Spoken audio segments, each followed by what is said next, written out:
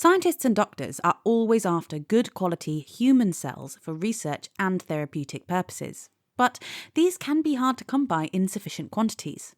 Now, synthetic biology company bit.bio has opened up new headquarters in Cambridge to start supplying multiple different cell types by reprogramming stem cells. I'm Eva Higginbotham, and I heard more from founder and CEO Mark Cotter. We've just officially opened our office space and our lab space at the Baybrium Research Campus. And that means that we've now got everything that we need to really pursue our mission. bit.bio is a synthetic biology company, and we're aiming to reprogram stem cells into every human cell type. Where are you getting the stem cells from?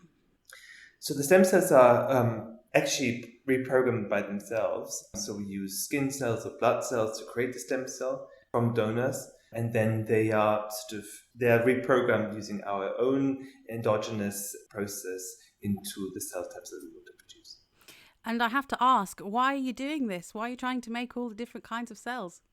So human cells are extremely important, and I realized this many years back. So before I went into medicine, I started with maths. I took a break and worked as a nurse assistant for patients that suffered from spinal cord injury. And if you encounter, the life-changing changes that they have, and you learn about the biology, you realize that this will require more than conventional drugs. This is not going to go away with a pill. And so that brings you to a point where you think about cell therapy. And this is really what drove my research career in regenerative medicine. I ventured into the area of stem cells, and I encountered the problem that everyone that deals with stem cells have. How do we get them to the cell type that you want? And I ventured into synthetic biology. This is generally, the case for any cell therapy. And we already see how these cell therapies are transforming medicine in the field of cancer. So is the idea then that you take some stem cells, you're going to use some special chemicals and processes to turn them into various cell types, and then those cells, like skin cells or muscle cells, could be used for research purposes and therapeutics?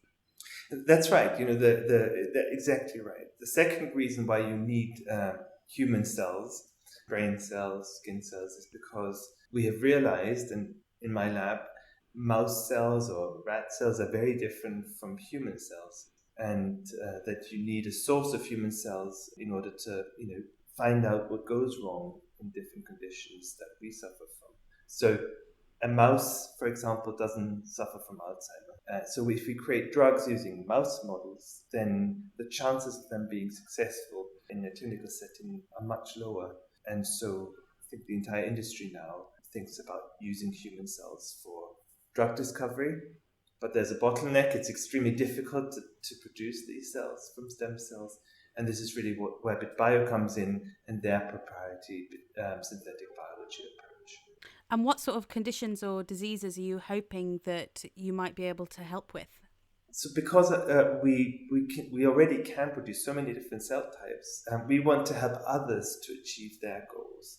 And that means that we want to put people that work on Alzheimer's, give them the basis on which they can create better drugs. Or people that work on cancer, give them immune cells that they can use for their drug discovery process. But there's going to be a few opportunities, especially in the cell therapy field, where we will be moving into the clinic. I can't announce quite yet what these cell therapies will be, but we're very excited about this opportunity.